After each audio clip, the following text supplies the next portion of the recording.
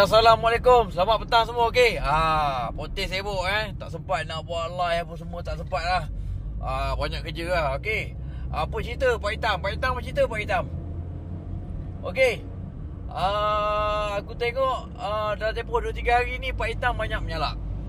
Okey, macam ni lah. Pak Hitam, sebelum kau nak bertempur dengan aku, yang pertama sekali kau pergi bayar kereta kau yang tertunggak tu, okey? Ada lagi RM3,826 kereta kau tertunggak. Kereta second hand, beli second hand, lepas tu tak bayar pula. Kau jangan sampai aku hantar anak buah aku pergi tarik kau punya kereta, okey? Kalau dekat KL, dekat Kelang tu, kalau geng-geng penarik kereta, kau tanya diorang aku siapa. Diorang kenal lah.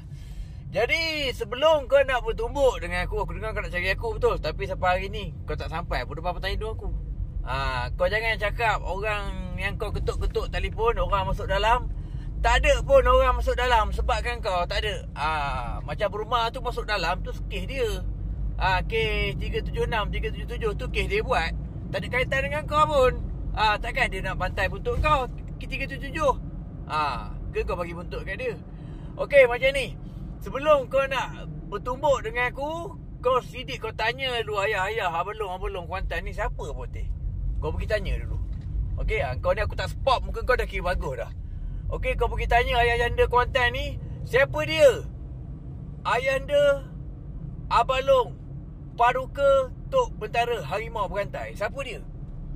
Gelaran tu siapa pegang? Kau pergi tanya dulu. Okey, kau aku tak spot, muka kau ni dah kira bagus dah kau ni, ya. Lain kali kau nak cari pasal, kau tengok dulu dengan siapa kau cari pasal.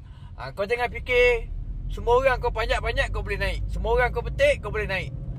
Aku kau petik, silap kau masuk dalam. Kau ingat ini aku ni orang Malaysia. Okey? Macam biasalah kau pergi tanya dulu. Tok Bentara Paduka Ayahanda Harimau Berantai, siapa dia? Kau pergi tanya dulu. Sebelum kau nak trouble dengan aku, Aku rasa kereta kau dah kena tarik ya. Anak buah aku tengok video kau duk entam-entam aku rasa dah kena tarik kereta kau. Sebablah kau buat video tepi tangga. Kenapa? Biasa dalam kereta kau dah kena tarik ke? Kau pergi bayar dulu kalau belum. Okey? Kau nak ambil kereta kau dalam store, kau hadap dulu muka aku ni. Okey? So sebelum kau nak cari pasal, kau kena tengok dulu aku siapa. Tak lama kau ni kena kutik ni kau ni Pak Hitam. Betul aku cakap, kena kutik kau ni. Lain kali kau renung-renungkan siapa dia yang kau nak cari pasal ni. Kau faham?